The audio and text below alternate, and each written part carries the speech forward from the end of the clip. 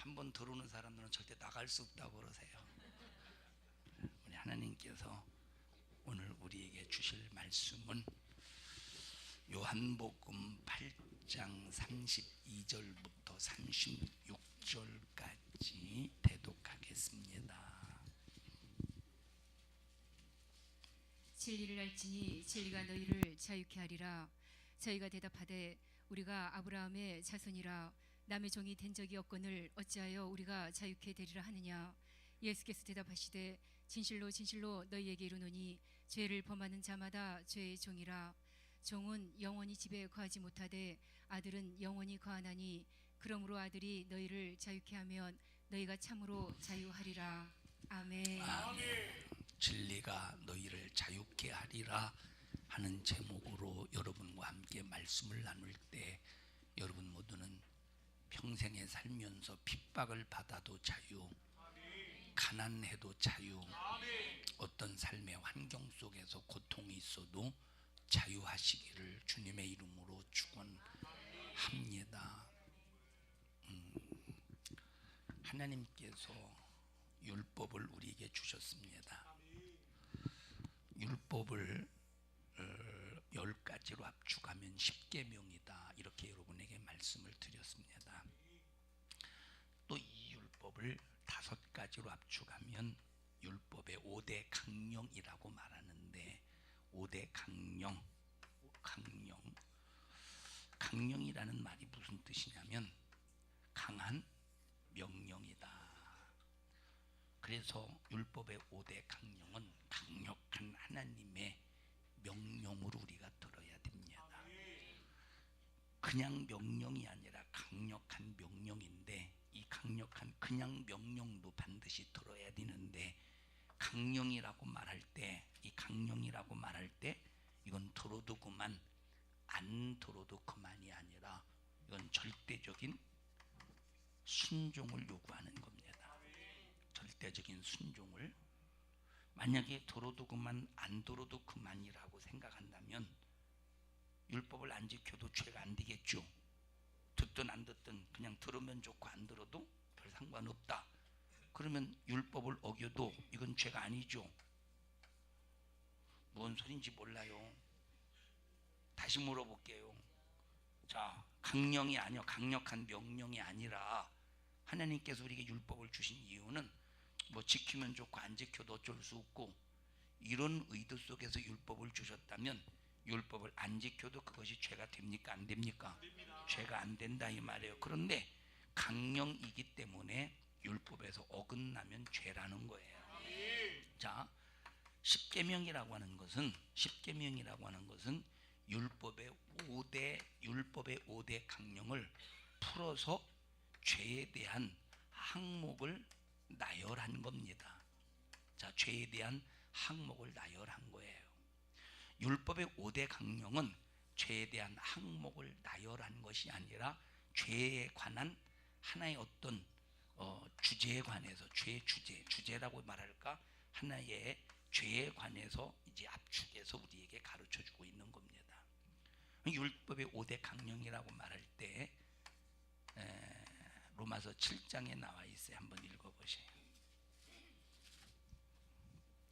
이로보건대 율법도 거룩하며 자, 율법도 거룩하되 율법이 거룩하되 그 다음에 계명도 거룩하며 계명도 거룩하다. 의로우며 선하도다. 자, 의롭고 또 율법은 어떻대요? 율법과 계명은 선하되 그 다음에 우리가 율법은 신령한 줄 알거니와 율법은 또 어떻대요? 율법은 신령한 법이라는 거예요. 신령한 법. 자, 율법은 거룩한 법입니다. 율법은 의로운 법이에요. 율법은 어떤 법입니까? 선한 법이에요. 율법은 어떤 법이에요? 신령한 법이라는 거예요. 자, 그 다음에 마태복음 22장에 가서 위로 하나님 그리고 아래로 이웃 사랑하기를 내 몸과 같이 사랑하라 읽어보시죠. 예수께서 가라사대 내 마음을 다하고 목숨을 다하고 뜻을 다하여 주 너희 하나님을 사랑하라 하셨으니 이것이 크고 첫째 되는 계명이요 둘째는 그와 같으니 내 이웃을 내 몸과 같이 사랑하라 하셨으니 이 두 계명이 온 율법과 선지자의 이 두 강령이니라. 계명 사랑하라 이것이 율법과 선지자의 강령이다 이렇게 말했어요. 뭐다? 율법과 선지자의 강령. 율법이 강력하게 명령한다는 거예요. 율법이 강력하게 명령한다 이 말이에요. 선지자가 강력하게 명령한다는 거예요. 니들 자 율법은 거룩하라, 율법은 의로워라, 율법은 선하라, 율법은 신령하라, 율법은 사랑하라. 선지자는 자 율법은 강력하게 명령했어요. 선지자는 어떻게 명령해요? 율법은 선지자 명령해요. 선지자도 명령하는 거예요. 어떻게 명령해요? 자 다시 한번 물어볼게요. 율법은 강력하게 우리에게 5가지를 요구합니다. 뭘 요구해요? 시작.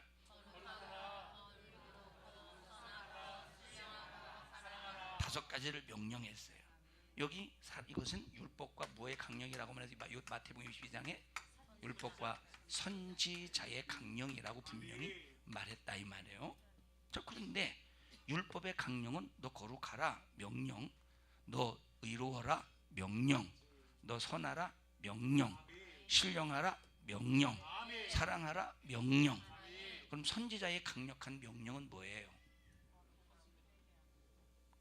선지자의 강력한 명령은 너 거룩하지 못한 죄를 회개하라요. 선지자의 명령은 선지자의 기능은 선지자의 기능은 율법을 기준해서 범한 죄를 회개시키는 것이 선지자의 기능이라 이 말. 이것이 선지자가 해야 될 강력한 명령이에요. 자, 선지자가 어떤 강령으로 이스라엘 백성들에게 말하느냐? 너희들이 의롭지 못한 죄를 회개하라. 그 다음에 세 번째, 헌하지 못한 죄를 회개하라.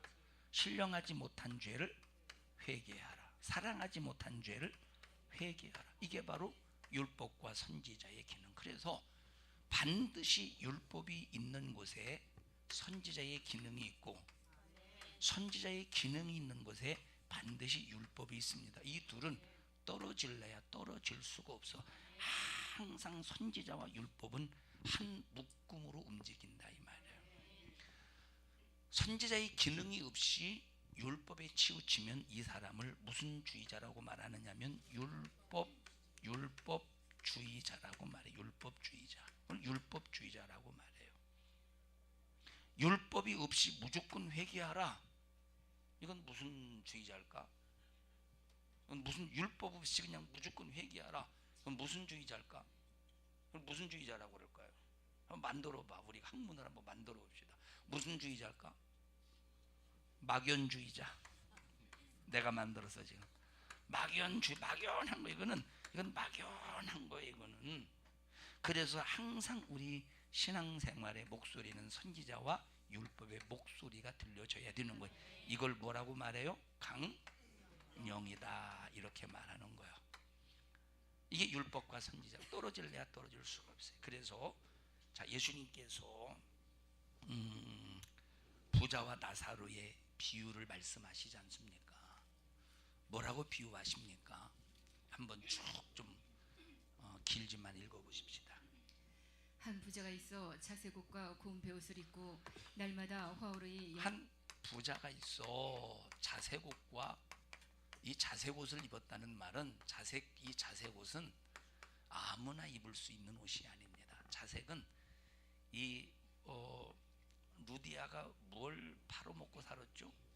자주색 물감을 팔아서 돈을 벌었던 사람인데 요 자색을 내는 이 자색을 내기 위해서 그 뽑아내는 거 있잖아요. 자색을 뽑아내는 이것은 어디에서 이렇게 채취하는 데가 조금씩 나온대. 그래서 이건 아무나 입는 것이 아니라 부자들만 입어요. 그래서 여기 자색옷을 입었다는 말은 그냥 보통 부자가 아니라 웬만한 부자가 아니라 엄청난 부자를 말해요. 이 시대의 배경을 알면 무엇을 입었느냐에 따라서도 그 사람의 실상을 이해할 수가 있다 이 말이에요. 자색옷을 입었다. 그리고 고운 베옷을 입었다. 여러분 고운 베옷을 입었다. 또 아무나 고운 베옷을 입습니까? 고운 베옷은 비싼 겁니다. 우리 거친 배옷은 거친 데 누런 배옷 있죠.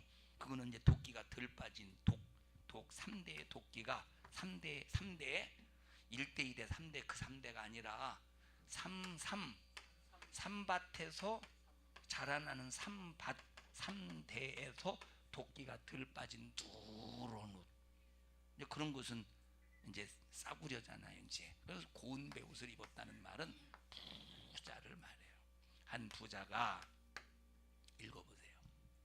날마다 호화로이 연락하는데 나사로라 이름한 한 거지가 헌대를 나르며 그 부자의 대문에 누워 이 사람은 호화롭게 연락했대. 호화롭게 연락을 했대. 연락했다는 말은 051인가 051 332에 1004 뚜르륵 산성중앙교회 목사님 좀 바꿔주세요. 나요. 이렇게 연락했다는 소리가 아니라 즐겼다는 거야. 응? 즐겼다 이 말이에요. 그 다음에 호화로 연락하는데 한 부자가 있어. 그 다음에 거지 누가 있었대요? 거지 나사로래. 거지 나사로. 자, 거지 거지라고 쓰고 거지로 읽으세요. 자, 거지가 있는데 이 거지는 읽어보세요. 한 거지가 헌대를 나르며 그 부자의 대문에 누워 부자의 상에서 떨어지는 것으로 배 불리려 하매 심지어 개들이 와서 그 헌대를 핥더라. 자, 부자는 날마다 호화롭게 살았대. 거지는 날마다 부자의 상 밑에서 떨어진 부스러기를 개와 함께 정답게 나누어 먹는데 항상 날마다 어디를 하러 했대요? 헌대를 개가 핥아버렸다는 거예요. 헌대를 핥아버렸대. 얼마나 고통스럽고 비참합니까? 근데 이 부자는 누구냐면 부자는 아브라함의 후손임을 성경은 말하고 있다 이 말이에요. 아브라함의 후손이니까 이 사람은 천국 갈 줄로 알면서 평생을 살았어. 그래서 아브라함의 후손이니까 하나님이 자기를 축복하셔서 부자가 되었다. 자기는 자색 옷을 입을 수 있다. 하나님이 축복하셔서 고운 배옷을 입을 수 있었다. 이렇게 평생을 살면서 나사로를 얼마나 무시했겠습니까? 하나님의 축복도 받지 못한 주제에 해가면서 교회 이런 사람 많죠, 그죠? 교회 이런 사람 많아요. 주제에 해가면서 그 다음에 읽어보세요. 이에 그 거지가 죽어 천사들에게 받들려 아브라함의 품에 들어가고 부자도 죽어 장사됨에 저가 음부에서 고통 중에 눈을 들어 부자는 음부에 들어가고 나사로는 천국에 갔다 이 말이에요. 극과 극입니다. 그 다음에 멀리 아브라함과 그의 품에 있는 나사로를 보고 불러 가로되 아버지 아브라함이여 나를 긍휼히 여기사 나사로를 보내어 그 손가락 끝에 물을 찍어 내 혀를 서늘하게 하소서. 내가 이 불꽃 가운데서 고민하나이다. 아브라함이 가로되 예 너는 살았을 때에 네 좋은 것을 받았고 나사로는 고난을 받았으니 이것을 기억하라. 이제 저는 여기서 위로를 받고 너는 고민을 받느니라. 이뿐 아니라 너희와 우리 사이에 큰 구렁이 끼어 있어 여기서 너희에게 건너가고자 하되 할 수 없고 거기서 우리에게 건너올 수도 없게 하였느니라.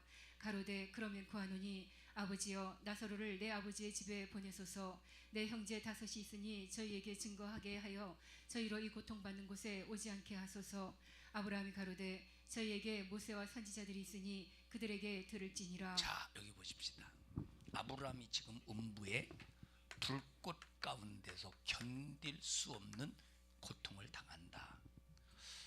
여러분 기왕에 요구할 바에 나를 이 음부에서 끄집어내주세요 하고 차라리 기도하지 구할 바에, 그죠?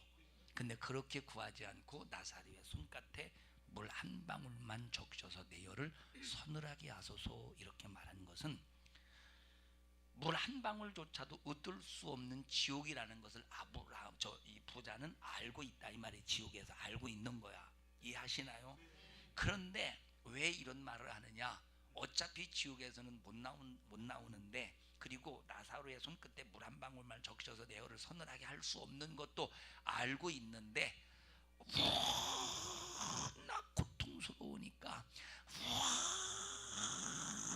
나 고통스러우니까 물 한 방울만 한 번 달라고 한 번 그냥 믿줘야 본전이고 워낙 고통스러우니까 물 한 방울만 적셔서 서늘하게 해달라고 요구했다 이 말이에요. 이게 이루어질 것이라고 생각해서 그런 게 아니요.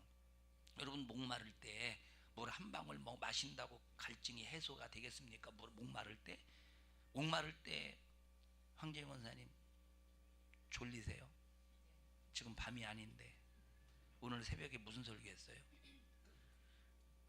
낮이라 깨어 있을 때라고 그랬는데 근데 지금 밤이 아닌데 자 잊어버렸잖아요.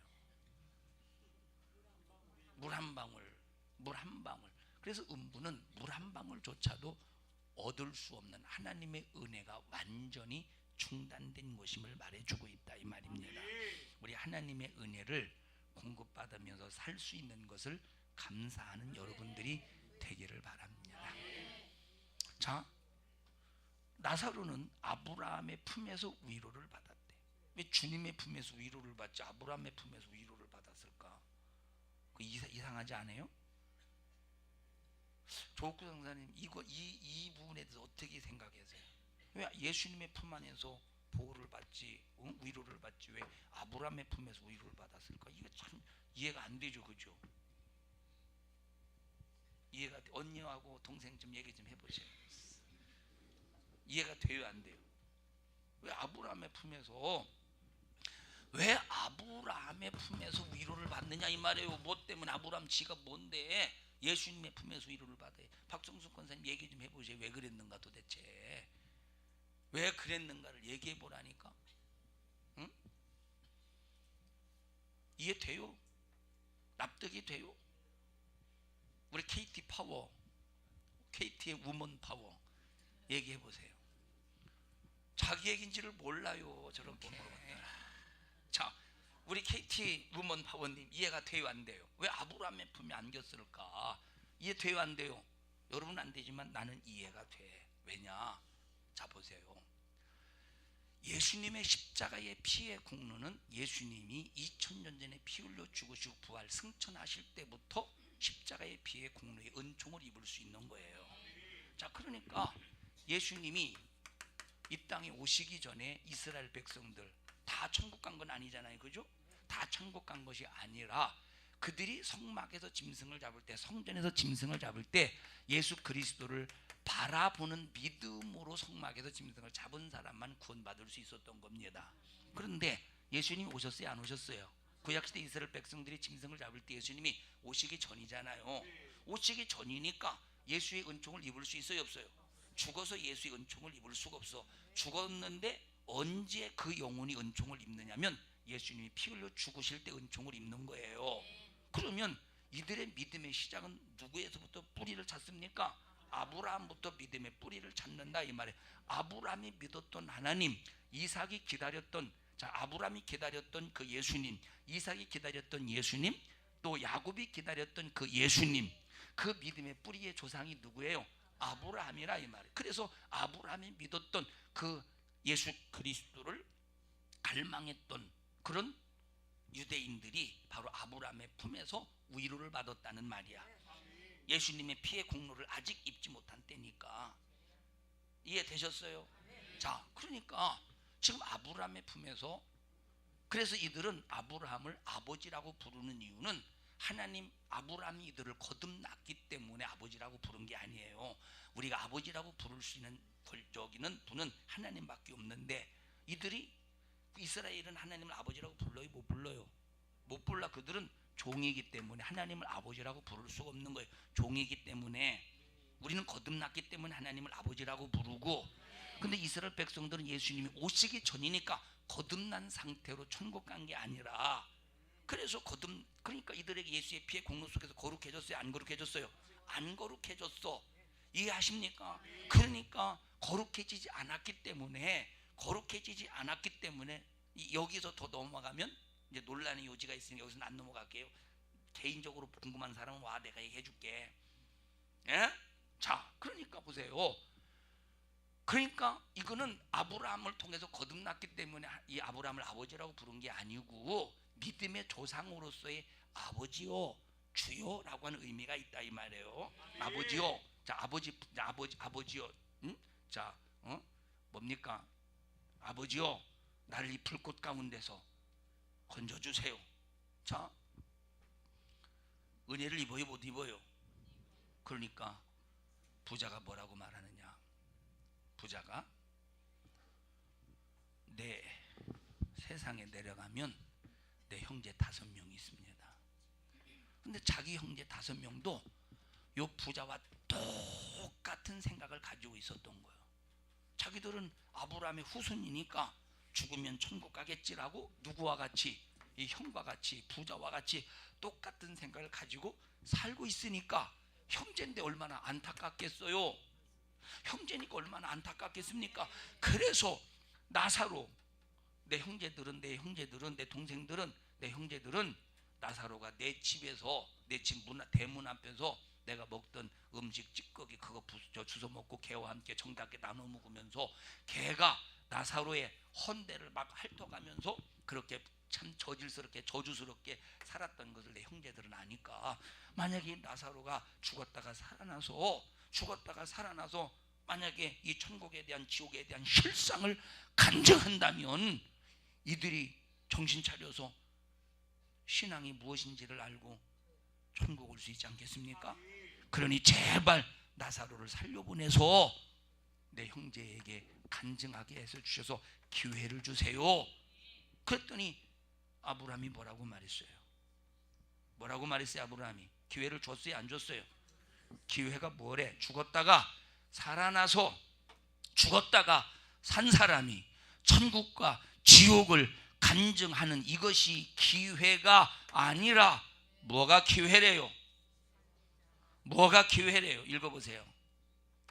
아브라함이 가로되 저희에게 모세와 선지자들이 있으니, 모세와 선지자들이 있다는 거예요. 이 너희 형제들에게 이미 모세와 선지자들을 보내서 이미 네 형제들이 선지자, 모세와 선지자를 알고 있지 않느냐는 거예요. 그러면 여기서 모세를 상징하는 게 뭐예요? 모세는 율법을 상징하고 있다 이 말이에요. 이미 네 형제 5은 지 세상에서 이 형제 5은 모세와 선지자를 이미 알고 있지 않느냐. 모세와 선지자를 이미 알고 있는데도 불구하고 깨닫지 못하면 나사로를 보내서 간증을 할지라도 소용없는 거예요. 그래서 여러분들이 아무리 천국 지옥 갔다 온 사람들이 간증을 해서 천국 이렇더라 지옥 이렇더라 말을 간증을 통해 여러분들이 그 소리를 듣고 은혜를 받았어도 모세와 선지자를 만나지 못하면 구원받지 못하는 거예요. 구원받지 못하는 것이라니까. 그런 부자와 나사로에서 우리에게 주고자 하는 주님의 메시지가 뭡니까? 부자와 나사로에서 우리에게 주고자 하는 메시지는 뭐냐면, 예수 안 믿으면 천국, 예수 안 믿으면 지옥, 예수 믿으면 천국, 이것보다도 어디에 중심이 있어요? 포인트가 바로 모세와 선지자에 관한 말씀이 여기에서는 중심이고 포인트라 이 말이에요. 근데 목사님들이 설교하실 때 보면 이 포인트를 잊어버려. 이거는 별로 중요하게 여기지 않아. 이거는 별로 중요하게 생각하지 않는다니까. 어디에 초점을 맞추느냐? 나사로의 이름의 뜻이 뭐냐? 여기에 초점을 맞춰. 나사로의 이름의 뜻이 뭐예요? 나도 몰라요. 무슨 이 뜻이 뭔지 난 몰라. 여러분, 나사로의 뜻을 아무리 알아도 소용없는 우리 신앙생활과 전혀 상관없는 거예요. 여기서의 초점이 뭐예요? 모세와 선지자예요. 율법과 선지자라 이 말이에요. 그래서 내가 천국 가고 예수 그리스도를 만나서 죄 사함 받고 천국 가는 비결은 모세와 선지자라 이 말이에요. 이건 항상 따라다니는 거예요. 이건 두 개가 찰싹 붙어 있는 거예요. 이거는 분리될 수가 없는 거예요. 마귀 역사는 이걸 분리시키려고 하고 있어. 그래서 선지자에 집중시켜서 복음주의자로 만들고, 선지자 모세 율법을 무시해버리고 선지자에 집중시켜서 복음주의자로 만들고, 또 어떤 때는 선지자를 무시하고 율법에 집중시켜서 율법주의자로 만든다 이 말. 우리는 이것이 요 두 가지의 조화를 이루어서 신앙생활해야 되는 거예요. 이걸 뭐라고 말하느냐? 복음이라고 말해. 복음 속에는 율법이 들어있는 거예요. 우리는 주의자가 되면 안 되는 거예요. 주의자가 되면 안 돼. 그냥 복음의 사람이 되어야 되는 거예요. 자, 선지자와 율법은 항상 같은 거야. 같은 것이라는 말은 똑같다는 소리가 아니라, 자, 그 기능이 거룩하라, 의롭거라, 선하라, 신령하라, 사랑하라 라고 하는 기능을 나타내는데, 율법은 그렇게 순종하라는 명령이고 행하라는 명령이고, 선지자는 너희들이 행하지 못했잖아, 거룩하지 못했잖아, 신령하지 못했잖아, 의롭지 못했잖아, 사랑하지 못했잖아, 그러니 니들 그렇게 하지 못한 것 회개하라 라고 하는 강력한 명령이라 이 말. 그래서 선지자의 강령의 소리를 들을 수 있는 사람만 회개할 수 있는 거예요. 그러면 나와 여러분들이 회개하며 살죠. 회개하며 산다는 것은 율법의 강령이 이루어지고 있다는 거예요. 선지자의 강령이 이루어지고 있다는 거예요. 자, 그러면 율법 앞에 의로운 사람이 있겠습니까? 율법 앞에 의로운 사람이 있겠어요? 자, 의롭다 할 육체가 없다니, 의롭다 할 육체가 없다니. 듣냐? 얘기해봐. 수민아, 얘기해봐. 잠깐만, 좀 이따 읽어보세요. 얘기해봐. 무슨 얘기했어? 율법과 선지자의 강령 얘기했지? 잘했어. 그 다음에 읽어보세요. 의인은 없나니 하나도 없으며 깨닫는 자도 없고 하나님을 찾는 자도 없고 다 치우쳐 한 가지로 무익하게 되고 선을 행하는 자는 없나니 하나도 없도다. 선을 행하는 자는 하나도 없다. 우리는 의롭다 할 육체가 없다 이 말이에요. 의롭다 할 육체. 뭐가 없대요? 의롭다 할 육체가 하나도 없다. 우리가 선을 행한다고 그게 선입니까? 우리가 선을 행한다고 해서 선이 아니야. 예수가 개입되지 않은 선은 선이 아니라 이 말이에요. 자, 그런데 지금 여기 오늘 요한복음 8장에 본문에 있는 말씀에 보니까 이들이 율법과 선지자를 오해하고 있는 거예요. 선지자를 오해하고 있는 거예요. 거룩하라 강령인데, 거룩하라 강령인데 그들이 거룩하지 않은데 거룩하다는 거예요. 의로워라 강령인데 거룩하지 않은데 거룩하다, 의롭다는 거예요. 선하지 않은데 선하다는 거예요. 신령하지 않은데 신령하다는 거예요. 사랑하지 않는데 사랑한다는 거예요. 그런데 이들이 회개해요, 안 해요? 저 바리새인들이 회개하지 않지. 그럼 율법의 강령은 있어도 뭐는 없어요? 선지자의 강령이 없기 때문에 구원받지 못하는 거예요, 바리새인. 그래서 바리새인들을 향해서 외식하는 서기관들과 바리새인들아, 이들은 무슨 소리만 들었어? 율법의 소리, 율법의 강력한 명령의 소리만 들었다 이 말이에요. 우리 정영순 할머니 이해하세요? 무슨 소리인지? 예? 이해가 조금 안 되세요? 왜 안 되시냐면 이러고 있어서 안 드시는 거예요. 잘 들어보세요. 아, 그래요. 우리 박정숙 권사님 어디 계셔? 잘 설명 좀 해드리세요. 한번 설명해 보세요. 우리 어머니한테, 엄마한테 한번 설명해 보세요. 집에서. 아니, 듣고 싶어서 어떻게 설명하는가. 만약에 잘 보세요. 내가 뭘 그리나. 이게 뭐예요? 이게 눈사람. 너 자빠진 눈사람이구만. 이게 뭐겠어? 이게 뭐냐면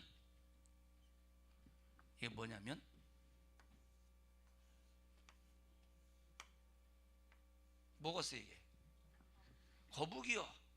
거북이같이 보이죠? 자, 근데 왜 여러분들이 못 알아봤느냐면 다리 빼고 꽁지 빼서 못 알아봤어요. 이 얘기를 왜 하느냐면 우리 박종숙 권사님이 엄마에게 얘기할 설명해 드릴 때 혹시 내가 다리 빼고 꽁지 빼고 얘기할까 봐 그걸 못 알아들어요. 자, 지금 바리새인들은 율법의 강령은 듣는데 뭘 못 들어요? 그러니까 뭐가 없어요? 그래서 회개가 없는 거. 율법을 우리에게 주신 목적이 뭐냐면 회개를 끌어내고자 함이에요. 뭘 끌어내고자 함이야? 회개를 끌어내고자 함이야. 회개를 끌어내고자 함인데 이들은 율법의 강령만 들었지 선지자의 강령은 못 들었기 때문에 회개가 없어요. 자, 성경에 죄인들이 나오잖아요. 예수님 앞에 자기 죄를 고백합니다. 무식한 것 같아. 바리새인들이 바라볼 때 율법도 모르는 무식한 것 같아요. 그런데 이들 속에서 뭘 끄집어내느냐? 선지자의 강령의 목소리를 듣고 죄를 끄집어내서 회개하는 거야. 그럼 이들은 회개했다는 말은 율법의 강령의 목소리를 들었다는 말이요, 선지자의 강령의 목소리를 들었다는 말이에요. 그러면 바리새인들에게 진리가 있어요, 없어요? 바리새인들에게 진리가 있어요, 없어요? 자, 진리라고 말할 때 율법만 가지고 있으면 진리가 안 돼. 이건 온전한 진리가 아니에요. 진리는 율법과 선지자가 내게서 조화를 이룰 때 이것을 진리라고 말하는데, 이것이 나를 자유하게 하는 거예요. 이것이 나를 자유하게 하는 거예요. 자, 선지자는 없이, 선지자의 강령은 없이 율법의 강령만 있다, 자유입니까? 이건 자유가 아니라 엄청나게 부담이 돼요. 부담이 되지. 이건 엄청나게 부담이 되지.